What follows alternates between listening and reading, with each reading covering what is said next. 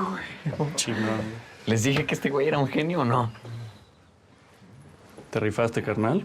Te debo unas chelas, güey. No, ¿unas chelas? Me dijiste que si lo arreglaba nos ibas a llevar al Aztec. No mames. Pues qué, güey, no pensé que lo iba a arreglar, si no, no se lo hubiera prometido.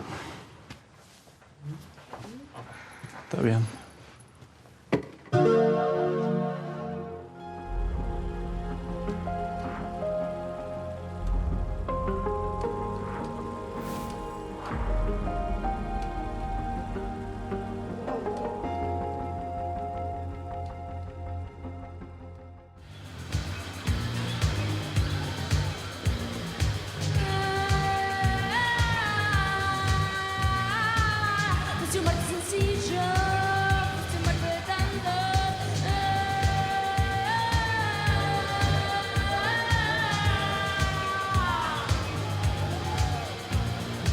Se precipita un denso tejido de palabras de metal y de arena para cubrir sicariamente el rostro que emerge de un retrato humano desde muerto, rostro casi concreto, casi carne, que se vive a sí mismo como muerto imposible y no se sobrevive.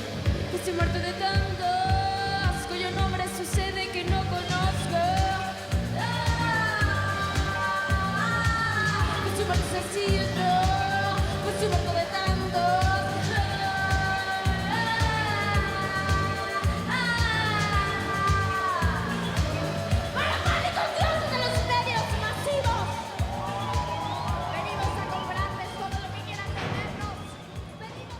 Efectivamente, el contexto de la cuarta película con tintes autobiográficos de Harishama, Esto no es Berlín, una producción estrenada en 2019, no es la ciudad de Berlín, sino la Ciudad de México en la década de los 80. Una urbe que se sobrepone maltrecha y lastimada al sismo de 1985. El entonces todavía denominado Distrito Federal sirve de telón de fondo a la historia que nos narra el director y guionista sobre el despertar sexual de dos adolescentes. En su recorrido por los ambientes no muy recomendables de antros como el 9, o algunos otros de la zona rosa, de Ciudad Satélite o del centro de la ciudad. Estos lugares eran representativos de la contracultura underground de aquella época, en donde se escuchaba rock y música punk, se conseguía droga, y también compañía de uno u otro sexo si así se deseaba.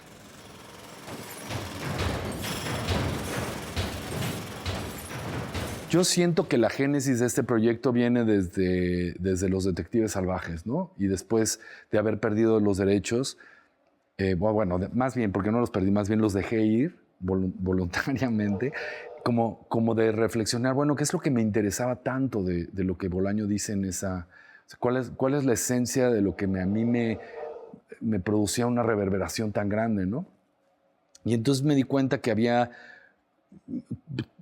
un espíritu de coming of age o de película de maduración en esa novela, y que yo tenía uno que pues, era muy sui generis, que es algo que siempre me ha pasado, que es como pensar, bueno, ¿y eso será suficiente para contar una película o no? Pero bueno, al final decidí que sí, y que había pues algo ahí que era muy peculiar, que era muy mío, pues, y que era la forma en la que yo había tenido mi propio proceso de maduración en relación a ese momento de mi vida, con esa familia, encontrándome con ese lugar en específico y con esa comunidad de artistas, haber querido ser gay y no poderlo ser porque no lo fui, y haber tenido como una especie de eso, como de una especie de coming of age pues muy, muy peculiar, ¿no? Y decidí explorar la posibilidad de convertirlo en una película. Creo que las películas para mí al final son una necesidad también de seguir explorando los lugares incómodos donde no evidenciarme públicamente de alguna forma también, como un poco hacen los artistas plásticos y los performanceros en la vida y en la película. Y estábamos colaborando con Harry, bueno, viendo en qué colaborábamos con él, como en distintos proyectos, y Harry nos comentó que tenía muchos años queriendo hacer una película como en este universo en el que sucede Esto no es Berlín, y que se relacionara como con sus años de adolescencia, ¿no? Y su proceso de maduración, ¿no? Como un chavo de los suburbios que venía a la Ciudad de México y para él era un poco como visitar Marte, ¿no? O sea, era el encontronazo de un chico joven con toda la contracultura ochentera de la Ciudad de México y sus espacios y sus tribus urbanas y sus movimientos artísticos, pues era algo sobre lo que él quería trabajar. Y no había encontrado, no sé qué tanto lo intentó antes con otros escritores o él en solitario, pero no había encontrado como la historia dentro de este universo. Y nosotros pues más o menos le resultábamos contemporáneos, somos un poquito más jóvenes que él, entonces él era un poco mayor cuando frecuentó estos espacios, algunos ya no nos tocaron a Max y a mí, otros sí, pero sí teníamos una sensación y un montón de referentes de lo que era crecer en esa década, como era la Ciudad de México en esa década, ¿no? O sea, en términos tecnológicos, en términos de libertades, en términos de cómo te movías en la ciudad, y de qué espacios encontrabas. Entonces, todo ese bagaje común sí lo teníamos. Ahí empezamos a diseñar la película, ¿no? Basado en anécdotas de él, en anécdotas nuestras, en material para tener inspiración, en material de la época y en material que se acercara también como al tipo de historia. Vimos que el Coming of Age era como el modelo o si así queremos llamarlo, género, subgénero, que le venía mejor a este tipo a esta película, y ahí fue que nos lanzamos a escribir. Realmente tuvimos un proceso como muy, muy disfrutable todo el tiempo y nos entendimos porque teníamos muchos de los referentes, los que no teníamos, Max y yo por ser un poco más jóvenes, pues bueno, Harry nos puso a ver un montón de videos, leímos muchos libros y muchas crónicas de esa época, pero sí teníamos la sensación de cómo era el tema con la juventud y sus sentir de esa época y sus salidas nocturnas y demás, que es un poco lo que retrata Esto no es Berlín, ¿no? La verdad es que siempre lo quise escribir con alguien porque no quería que me comiera el color, ¿no? Porque hay mucho color en ese momento, que además es un color que me apasiona y que me atrae mucho, el color de esa música, el color de esa estética y tal. Entonces me tardé mucho en dar con los compañeros correctos. De hecho, varias versiones se tiraron a la basura anteriores de años atrás, ¿no? Que intenté y al final encontré en Max Unino y Rodrigo Ordóñez los compañeros ideales. Incluso salió una amistad tremenda de ahí. Y escribimos juntos una película sobre esta experiencia mía de haber vivido en esos años, pues eso que me tocó, ¿no? ¿Tú eres el niño que arregló el cinto de Tito? Sí, y él es el hermano de Rita. ¿Qué es eso de manufactura en llamas? El plagio más patético de la clandestinidad mexicana. ¿Quieren ir? Los llevo. ¿Va? Sí, vamos. Harry no tenía precisamente una línea o una anécdota de película con un arco ya concreto. Tenía una sensación de juventud, y de una sensación de adolescente que fue la que tratamos de recuperar o de entender para imprimir en la película, y lo que se hizo fue construir una anécdota, una peripecia, un arco en el personaje principal y su entorno, ¿no? Y los demás personajes que lo acompañan para introducir todos estos elementos, como dispositivo para introducir todos estos elementos que eran los que él ya traía en mente, ¿no? Y que eran lo que él quería comunicar. Sí estaba presente el hecho de que iba a ser una historia que en alguna medida iba a retratar los años de juventud de Harry, y dentro de este universo específico en el que se movía como de la contracultura y de las corrientes artísticas y de los espacios nocturnos, ¿no? O sea, el referente del 9, ¿no? Sobre el cual se han escrito muchos libros y va a salir ahora una serie de televisión, de hecho, también sobre eso, que fue uno de los libros que leímos. Era un referente muy importante y él sabía que iba a ser pues un drama juvenil, pero no había encontrado tal vez el tema exacto de la historia. Y creo que llegamos bastante rápido a él. Hay muchos referentes, hay toda una corriente de películas, ¿no? El Coming of Age es una cosa que internacionalmente funciona muy bien y todos lo hemos consumido y que todos nos identificamos, porque pues, todos hemos pasado por ahí, ¿no? Por el proceso de convertirnos en adultos.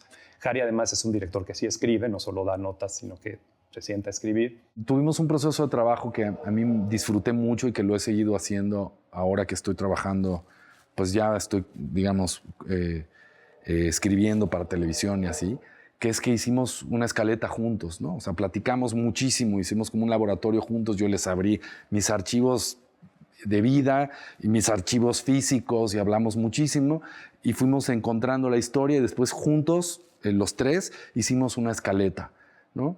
Y ya después cada quien fue haciendo una versión del guión, ¿no? Primero llegó un tratamiento, parece que fue Rodrigo el primero, el segundo fue Max, y yo después me llevé eso y hice un tercer tratamiento en el que también pues metí todo el color de los 80s, porque ese lo dominaba un poco mejor yo, ¿no? Cómo exactamente qué y cómo era el performance, qué pasaba en la Quiñonera, todo ese como mundo, ¿no? Hay mucha gente que se queda por el camino de los demás personajes, en el sentido de que incluso el lugar desaparece, pero como desapareció en la vida real, porque pasa su momento y porque es víctima de distintas circunstancias y porque también aceptaban, pues era un mundo en el que se aceptaban menores de edad, ¿no? En que estaban más difusas esas líneas. Y esa violencia que había en las calles entre los grupos escolares, ¿no? Que era muy de esa época. Si yo se lo platico a mis hijos, no se lo creen, ¿no? Eso de, ¿cómo? Sí, vamos a madrearnos con la escuela de enfrente. ¿Por qué? Pues porque sí, porque son la escuela de enfrente, ¿no? Y que realmente se iban y se agarraban a botellazos, a pedradas, o sea, una época muy, muy salvaje en la Ciudad de México en ese sentido, ¿no? ¡Qué buen madrazo! Y les fue peor esos puljeros, güey. Sí, a huevo, sí les fue peor. Neta, bueno, Chile ni nada, Creo que aquí son unos putos los dos, güey.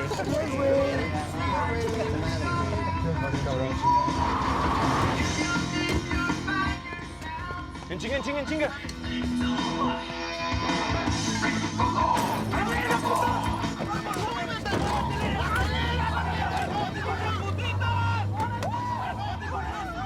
Entonces, esos referentes pues nos unificaban. Y encontrar la historia de Carlos dentro de esto no fue realmente un proceso difícil, ¿no?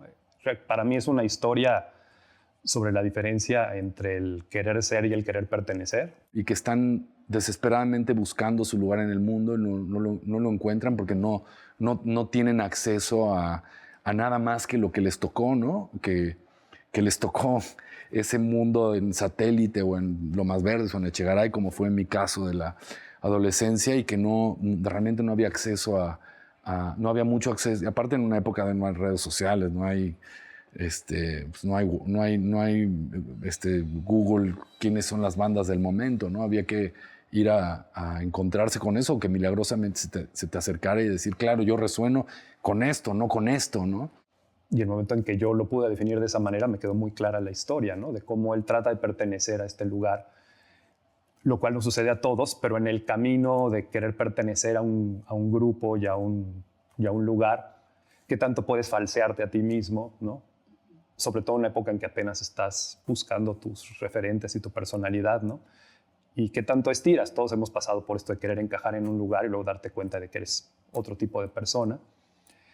Y creo que lo bonito de esa película es que los que se pierden de vista pero se reencuentran, pues al final es la historia de dos amigos que se encuentran dentro de ese proceso. Al final era eso, como la amistad de estos dos personajes que no caben en donde les tocó vivir, ¿no? Que nacieron en un lugar donde no es fácil expresar quiénes son o encontrar quiénes son, porque al final es un proceso de descubrirse y de encontrarse, ¿no? Y que a lo largo de la película se pierden todavía más para poderse encontrar un poco con una versión de sí mismos un poco más cercana a lo que ellos consideran que son, ¿no? Y en el trayecto de eso sí que hay un par de momentos muy oscuros para ambos, ¿no? Y eventualmente encuentran que van a seguir adelante después de haber pasado por esta tormenta, que además era muy importante porque podía ser una película que acabara trágicamente y siempre tuvimos la idea de que no fuera así. No hubo ningún draft, por ejemplo, que lo planteara de otra manera, ¿no? O sea, sí queríamos ver a estos chicos del otro lado de esta historia. Las historias humanas que apelan como a la esencia de lo humano, le hablan a todo el mundo, a todo el humano, ¿no? Sea de distintas culturas, sea de distintas edades, de distintos sexos, o sea, aunque haya diferencias.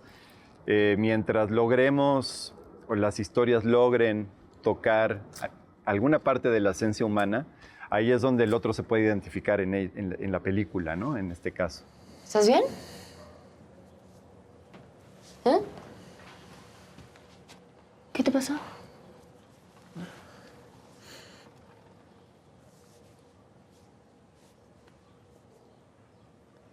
¿Quieres venir con la banda? Vamos a tocar en Ecatepec. Puede estar rudo, pero puede estar chido.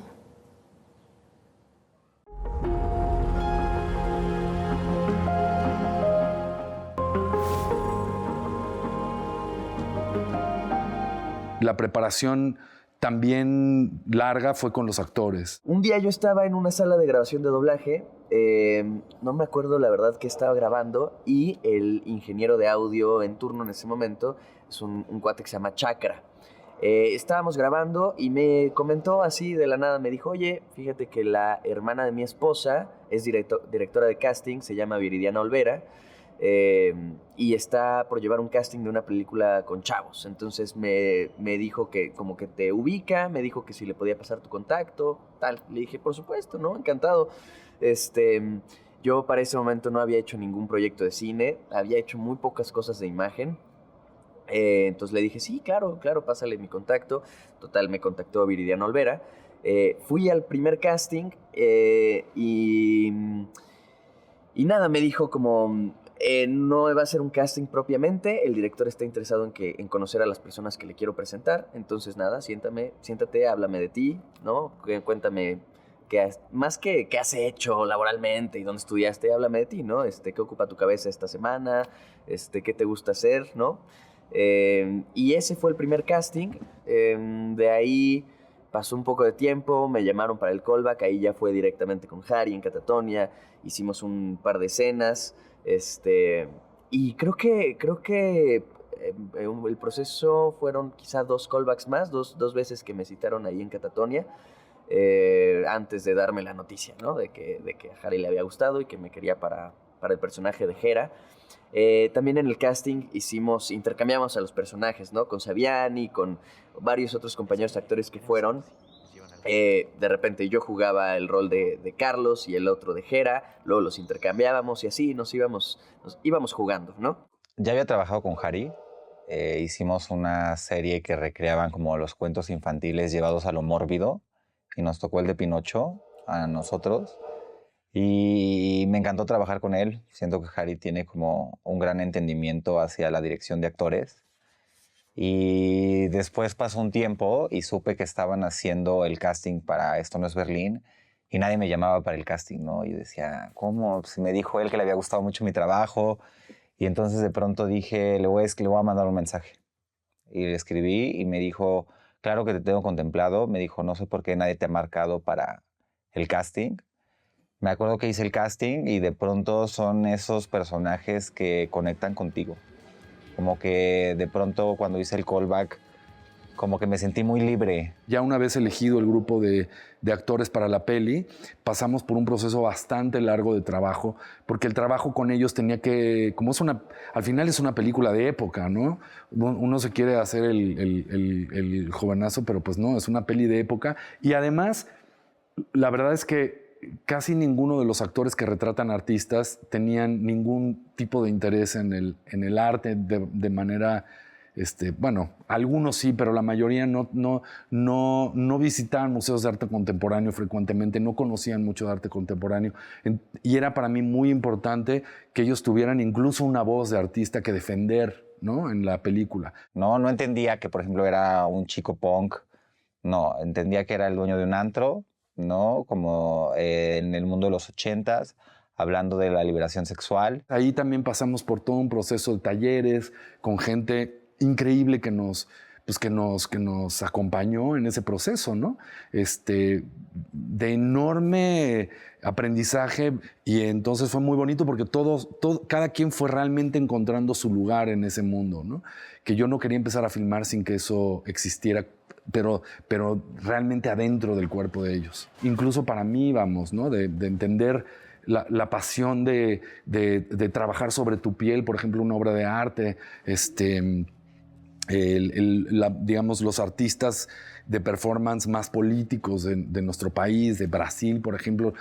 En fin, estuvimos estudiando muchísima gente, entendiendo el valor del performance como un acto político y como un acto artístico simultáneamente.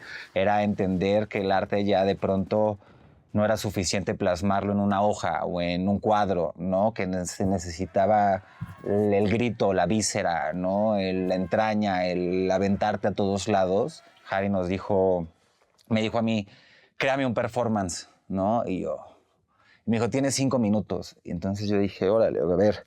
Y te diría que uno de los performances que a mí más me gustan en la película, la idea ya vino de Mauro, ¿no? O sea, de haber pasado por todo ese proceso y decirle, ok, ¿qué quieres decir?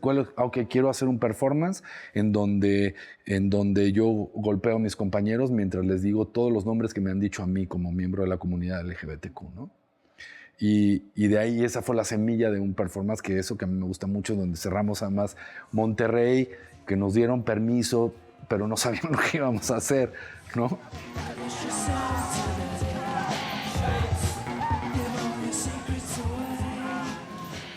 Para mí, Mauro, al ser una persona homosexual en México, ¿no? Nacido en los años 80, creo que hemos dado pasos agigantados, ¿no? En la relación, en la inclusión, en el respeto, pero no era algo que yo vivía en mi infancia. Entonces, de pronto le dije, este hombre atado en un poste, ¿no? Con cuerdas, cubierto de pintura roja, ¿no? Emulando la sangre, con frases hablando de homosexual, joto, puñal, ¿no? O sea, sidoso, como todas las cosas que de pronto se nos adjudican, ¿no? A la comunidad, y de pronto, como que escuchándolo, él dijo, vamos a crear este performance, y se trasladó al de La Carreta, el de Avenida Monterrey, ¿no? Como que todos con estas palabras, ¿no? Que nos marcan, y de pronto en La Carreta hay este hombre gritando, ¿no? Como la sociedad, vamos, asquerosos, avancen, ¿no? Y entonces como que se trasladó ahí, y no sé, me parece también muy hermoso que, aunque no es el que yo planteé, ¿no? Como que inspiró algo que salió en la película. Eres Philippe y crees que es francés. La pasa registrando todo en Super 8 para una pieza que no termina nunca.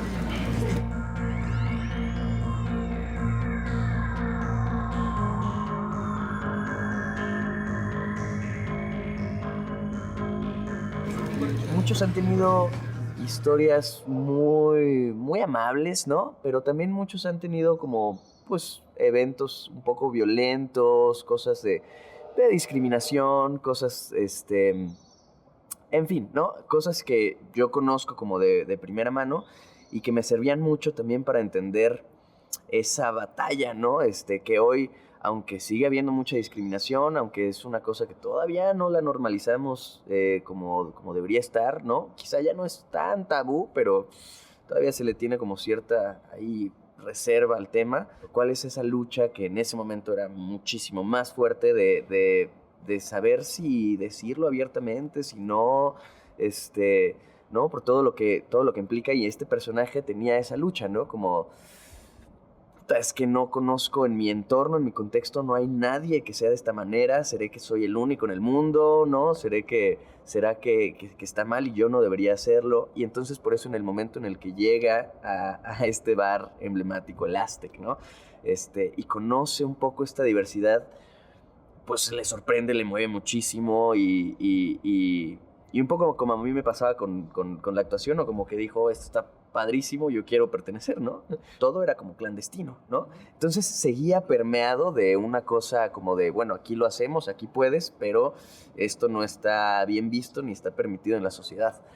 Ese era como mi primer approach, ¿no? Al personaje. Ahí ya había mucha gente que lo expresaba abiertamente y que lo asumía, y era una cosa como de mucha decisión y coraje y así cantárselo al mundo, pero igual todo lo que sucedía en esos bares, digo, no solamente como de apertura y libertad sexual, sino también la escena musical, todo era como clandestino.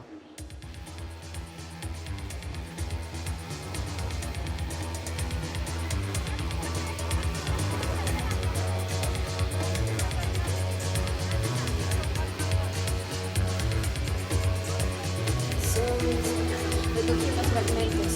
Encontramos lo que pudo ser hogar. Solos, recogimos fragmentos, solos encontramos en otros rostros nuestra soledad. Me invitó el director Harisama y pues mi mamá también estuvo como muy presente en todo ese momento y movimiento en los 80s aquí en la ciudad y de esos bares, entonces era muy gracioso. Pues mi mamá y amigos suyos o gente que yo he conocido estuvo muy presente en ese momento artístico mexicano que la verdad admiro mucho también, entonces fue interesante poder ser parte como de esta reactuación de eso y pues fue un proceso chido, estuvo bien estar parte de la banda y como también pues, colaborar desde ese punto, ¿no? De música.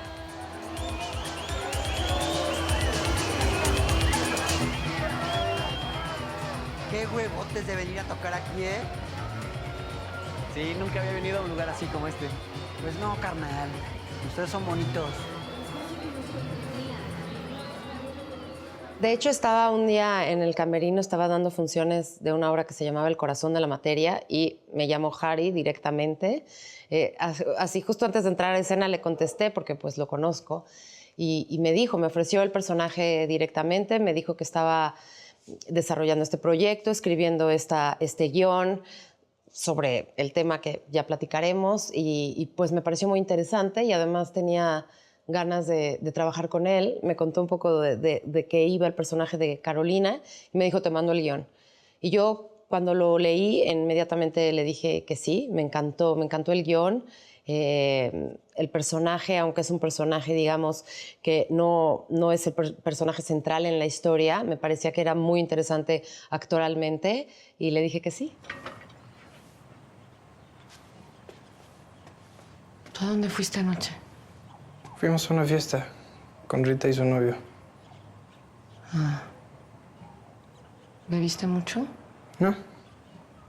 Una cerveza nomás. Creo que yo una cerveza nomás no me tomé nunca a tu edad.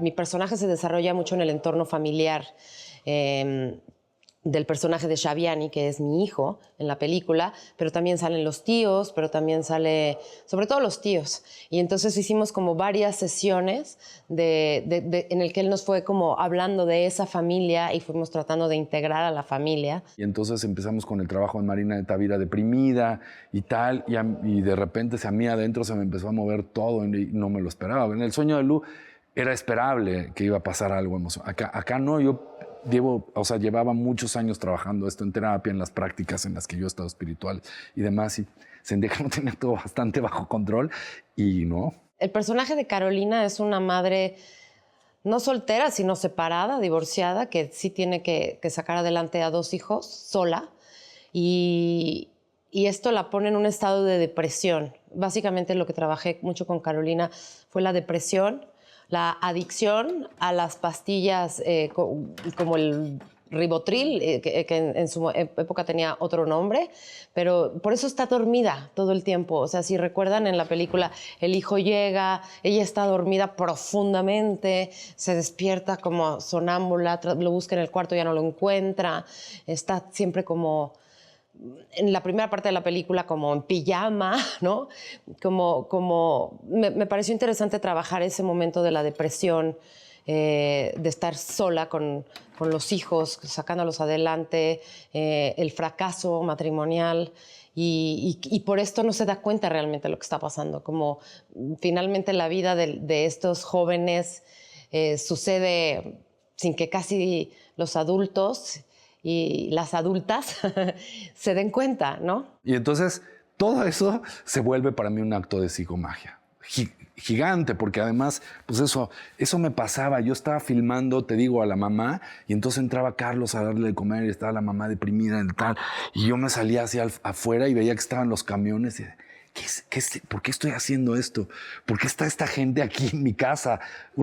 No era mi casa, evidentemente, pero se parecía muy, era algo muy, no sé cómo explicarlo. Yo le llamo como, hay un diálogo, ¿no? Entre tus vivencias y lo que y lo que para el personaje son lo mismo, decía Héctor Mendoza, que le llamaba vividuras, ¿no?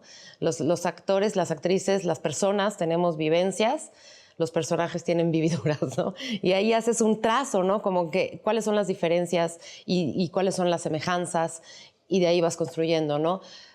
Curiosamente para mí, mis personajes en el cine se han ido desarrollando más y he tenido más oportunidades de hacer personajes interesantes después de la maternidad, ¿no? La maternidad me ha regalado personajes increíbles, sobre todo en el cine. Y este fue uno de ellos, ¿no? Obviamente mi maternidad no tiene nada que ver con la maternidad de Carolina.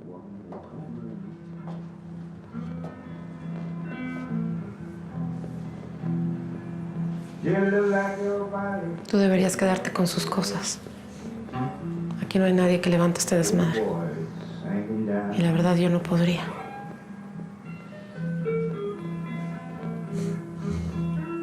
Qué bonito. Lightning Hopkins. ¿Verdad? ¿Qué? ¿A poco crees que fuiste la primera persona con la que se sentó a escuchar blues? No menosprecies la necesidad de atención de una hermana menor. Es bonita la sensación de que los personajes transiten y haya una peripecia interna y también, digamos, anecdótica en cada uno y cada una de ellas. Sí, yo recuerdo a alguien decía en mis clases de teatro, el personaje nunca puede salir como entró. Ahora, Chekhov estaría en desacuerdo, ¿no? Porque él plantea esta cosa que casi no se mueve nunca, pero es importante la peripecia. Y a mí me gusta la de Carolina porque cuando empieza la película está dormida. De hecho, la primera vez que la vemos está dormida. Y la última vez que la vemos está acompañando a su hijo a declarar, ¿no? A declarar al Ministerio Público. Entonces es como si salió, como que de pronto está en la realidad. Alguien que había estado queriendo evadir la realidad, ¿no? Pongo en el segundo escritorio.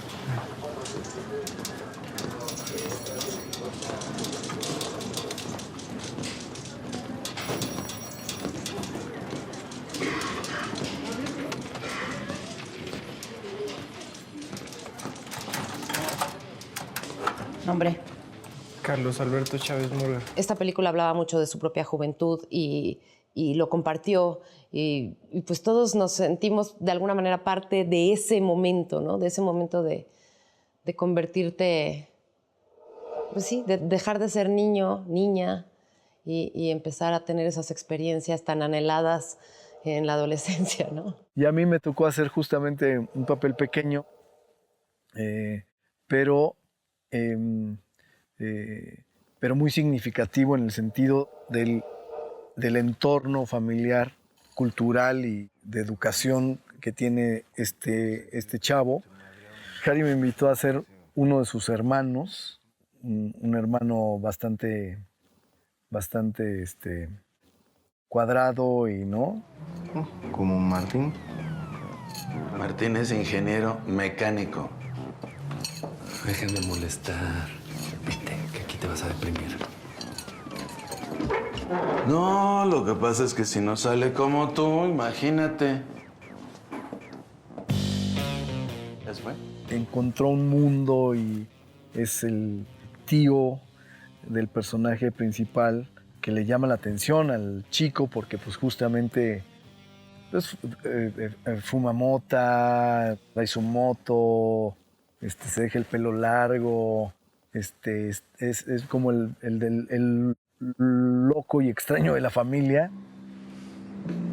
¿Qué pasó con la chavita esa, la vecina que te gusta tanto? Aunque me pelara, es la hermana de Jera. ¿Si te pela qué? ¿Qué pasaría si te pela? No sé. Me cago. Ya sé. Y la neta, ese miedo no se quita nunca. Digamos que si el tiempo fuera flexible, lo que de alguna manera estoy haciendo es que yo estoy de alguna manera representado en esta película por Saviani y por Carlos. No encontraba a Carlos y Carlos resultó ser alguien que me dijo, no, pues va a venir este chico que ha hecho películas con Disney y yo qué sé, pero, o sea, ¿cómo? ¿No? Y pues fue él, ¿no? Fue como todo en esa peli fue ir un poco más allá de las nociones preestablecidas y ver, ¿no? Y sentir a cada uno. Y la verdad es que con Saviani hicimos una conexión humana también tremenda y aprovechamos, pues nada, cada quien traemos nuestro trauma esencial y nuestras heridas de infancia y aprovechamos muchos las de Saviani, que se parecían mucho a las mías, con una sensación de abandono de padre, cosas que nos funcionaron súper bien y siempre como con una idea de usar toda esa información para no solo para el bien del personaje, sino para el bien de todos los que estábamos trabajando en la película, que es un poco como yo veo los procesos de cine, ¿no? Y entonces le estoy enviando desde su yo adulto, o desde mi yo adulto, le estoy mandando un acompañamiento masculino que mucho se necesitaba en esa época y que no estuvo. Entonces también es de alguna manera un acto psicomágico, cinematográfico, ¿no? Y entonces yo tuve la oportunidad de ofrecerme eso a mí mismo. Me llamó tu mamá, cabrón. Gracias, don Astudí. Que le vaya muy bien, ¿eh? Está muy preocupada por ti. Pero la neta, yo estoy más preocupado por ella. ¿Cómo estás? Bien, no sé. Nunca he sentido como que quieres algo, pero hay algo dentro de ti que te frena y no te deja. Realmente esta película me llevó a unos parajes muy oscuros, ¿no? No me esperaba la forma en que yo iba a reaccionar emocionalmente a estar filmando esta película y fue muy notorio y muy pronto porque empezamos a filmar en esta zona de Lomas Verdes, que está bastante cerca de la zona donde yo viví mi adolescencia, donde aprendí a fumar todo, ¿no? Para construir la película juntos desde una etapa tan anticipada fue, digamos que de una parte fue sencilla, fue de puro placer, pero también fue muy difícil para mí, porque al final yo no viví esa época en la Ciudad de México. O sea, yo era un bebé. Yo nací en el 85 y la película data del 86. Entonces yo era un bebé. Yo no conocía, además yo no soy una persona fiestera de antros, de drogas, ni nada. Entonces, para mí era entrar en un mundo completamente fuera de lo que yo conozco.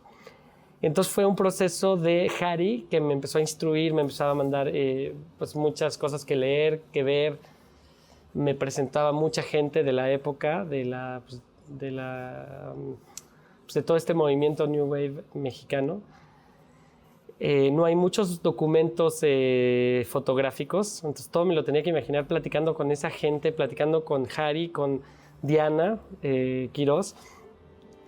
Y las únicas fotos que había realmente son unas fotos que son increíbles, pero son en blanco y negro y con el flash, porque pues nada más había manera de hacer flash, ¿no? Entonces se captaba, digamos, la atmósfera en estas fotografías, pero no los colores ni realmente cómo era la atmósfera. Justamente como era tan importante para mí la recreación de esa época, pero era un poco peligroso porque los 80s de por sí eran muy teatrales, ¿no?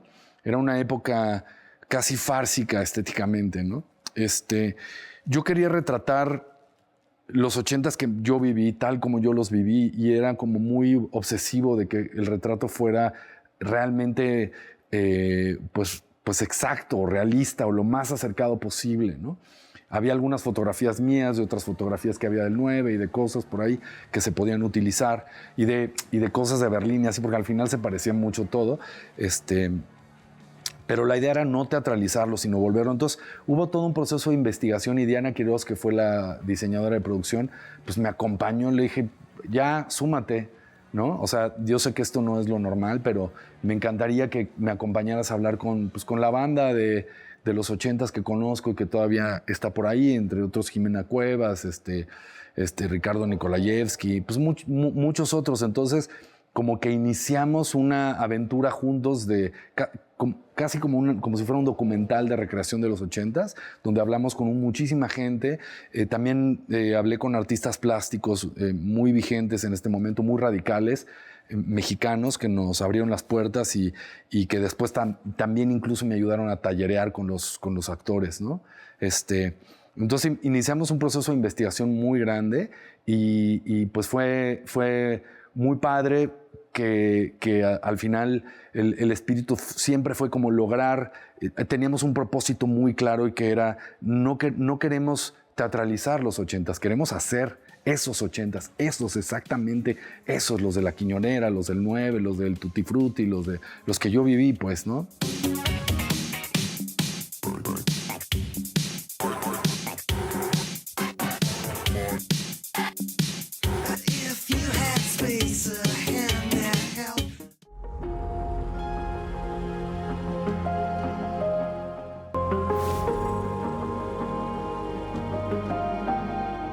Fue de las últimas películas que se filmó en México con una tecnología que ya no se usa, que son los kinos, que yo iluminaba mucho con los kinos. Y lo que tenían estas cosas son como tubos de neón que solamente son de 2 temperaturas. Hay un cálido y un frío, ¿no? Para resumir, para la gente que no sepa mucho de técnica. Y entonces yo tenía fácil 50 tubos kinos por ejemplo, en el Aztec, en el antro. Y yo para decir, quiero que este ambiente sea rojo, bueno, era un trabajo de 2 horas. Entonces yo no podía llegar al set y decir, ahora se me ocurre que esto va a ser verde. Porque si yo decía eso o si me equivocaba, era cambiar todo y parar el rodaje 2 horas. Porque le tenían que cambiar los filtros a cada kino y era un trabajo muy grande, ¿no? También al final pues la peli no era una película muy grande en presupuesto, entonces yo hice una lista de filtros que yo necesitaba y no me dijeron es carísimo. Entonces tuve que ir a una papelería y a varias papelerías a comprar papel celofán y a probar, y entonces fue una serie de días de pruebas de a ver, este rojo con este tubo frío, ¿cómo se ve? Este rojo con este tubo cálido, ¿cómo se ve? Ahora, este otro rojo de la otra papelería, ¿cómo se ve? Por supuesto, ya había un cuidado, pero no nos íbamos a pasar. Se estaba empezando a poner de moda de nuevo el uso del humo y de los neones, de colores y tal. Entonces queríamos hacerlo como fue y no esta nueva manera de verlo, ¿sabes? Cuidar mucho eso. Y al mismo tiempo tener un estilo que se sintiese como muy... Sí, no sé si es un poco una aberración decir que tenía un impulso como de cinema verité, pero como un poco una cosa muy en la mano. La foquista no sabía muy bien siempre qué es lo que íbamos a hacer, entonces la sorprendíamos y hay muchos focos que accidentalmente pues no les llegaba, ¿no? Y de pronto estaba tirando con lentes muy largos, haciendo mucho trabajo de trazo escénico, con las cámaras moviéndose mucho, y entonces pues pasaban muchos accidentes y yo estaba buscando esa sensación como de estar recogiendo la realidad de una manera muy directa, ¿no? Y pensando que además haciéndolo en una película de época y de esa época me iba a ayudar muchísimo a no sobreestilizar. Harry es un director muy ritual, ¿no? Hicimos un ritual el primer día de llamado donde tocaban los que hacen sonido con el agua, cántaros. Y generó eso con todo el equipo como una sensación de grupo, de pertenencia. Sí, justo. La película pues también habla de esta familia que se elige, ¿no? De esta familia que no es tu familia de sangre, pero que un día son gente con la que conectas y que te acoge, ¿no? Que te arropa de una manera como muy genuina, ¿no? Creo que ahí sí fue una creación colectiva, ¿no? Yo entendía muchas cuestiones, pero por ejemplo a mí algo que me encanta es el proceso del vestuario, del maquillaje, ¿no? Del peinado, porque al final tú puedes creer muchas cosas y de pronto te dicen, este es tu vestuario, ¿no? Que viene desde la idea de Harry. Entonces, de pronto te confronta a nuevas realidades, ¿no? Como que termina asentando las cosas. Entonces, cuando yo vi el pelo, la verdad es que me odiaba. decía, no, pero al final, de pronto, cuando fue el pelo y fueron los collares y fueron los aretes y eran las botas de plataforma y los pantalones pegados y de pronto con lo que había creado, ¿no? Esta cuestión de enojo, de hartazgo, de necesidad de... Porque el enojo y el hartazgo vienen de una necesidad de aceptación, de una necesidad de amor, de una vida de rechazos. Tuvimos un primer corte que hice con Jimena Cuevas, que aportó cosas muy interesantes a nivel visual y de algunas narrativas que necesitaba la película muy especiales. Y después cuando me encontré con Rodrigo Ríos, empezamos a jugar ya más con la estructura dramática para encontrar, ¿no? Y entonces pues, ahí siento que sí hubo como una conversación entre los tres que finalmente dieron el corte definitivo de la película, ¿no?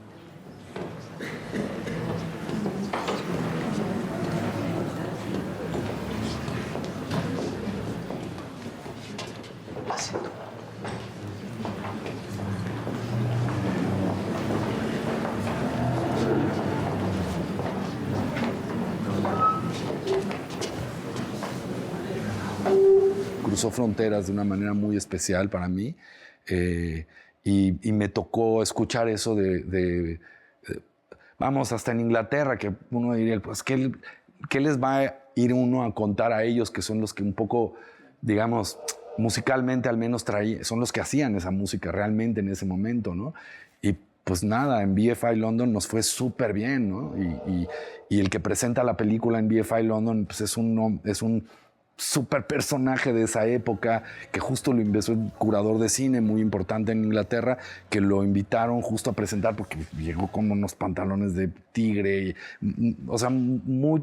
Y entonces, claro, yo veía mi película con música de Joy Division en Londres y como que no lo podía creer.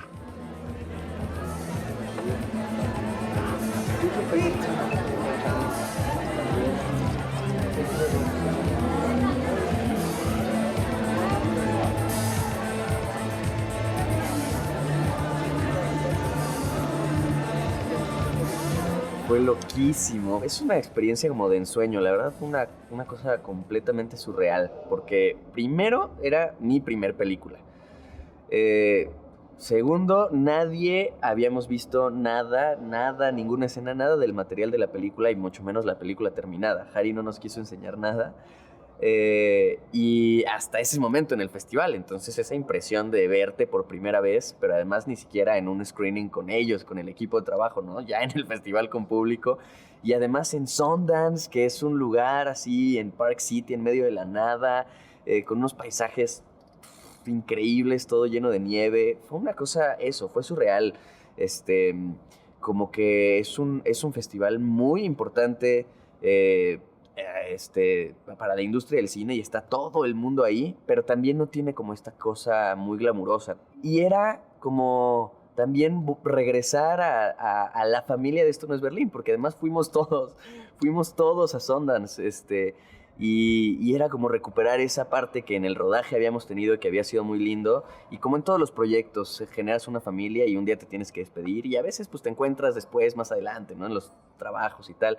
Me acuerdo que cuando estuvimos en Sundance, estábamos Harry, Jimena, José Antonio y yo, como que el escucharlos a ellos en las entrevistas, como que me dio todas las demás impresiones de todo lo que la película existía, ¿no? Y de pronto todos estábamos separados, ¿no? Jimena trabajaba con su banda y con la familia. Yo trabajaba en este grupo, José Antonio y Saviani, pero nadie en realidad había escuchado como las historias o de dónde venían los personajes de los demás.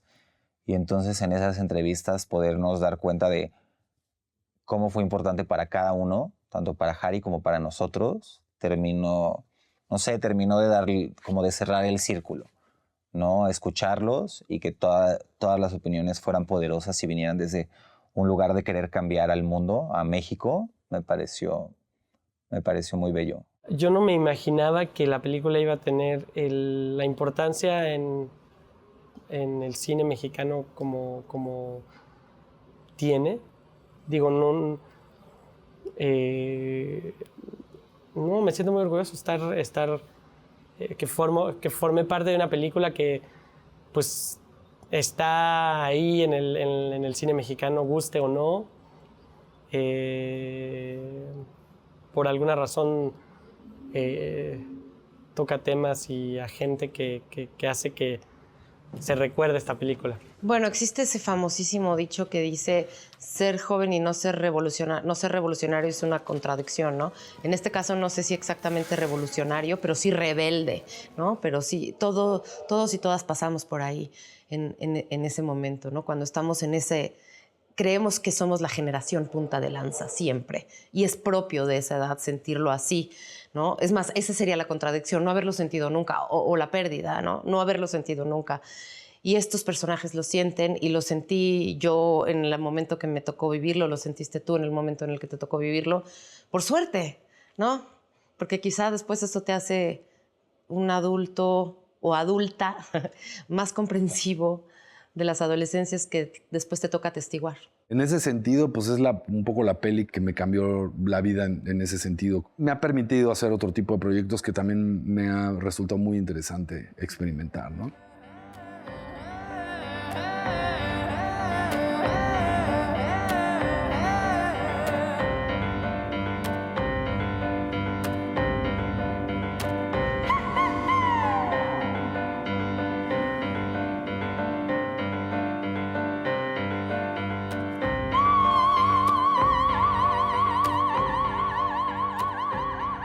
Aprendí muchísimo pues, de cine, aprendí muchísimo de mí mismo, encontré una nueva manera de trabajar con los actores, ¿no? Incluso de poder llevar al equipo a que juntos hagamos la mejor película posible, empujando de todas las formas posibles, intentando no lastimar a nadie, que esa era la otra gran premisa, pero sí llevando, ¿sabes? Como encontrando un espíritu de trabajo distinto, y creo que en esta peli lo encontré y nada, que vengan más películas, ¿no?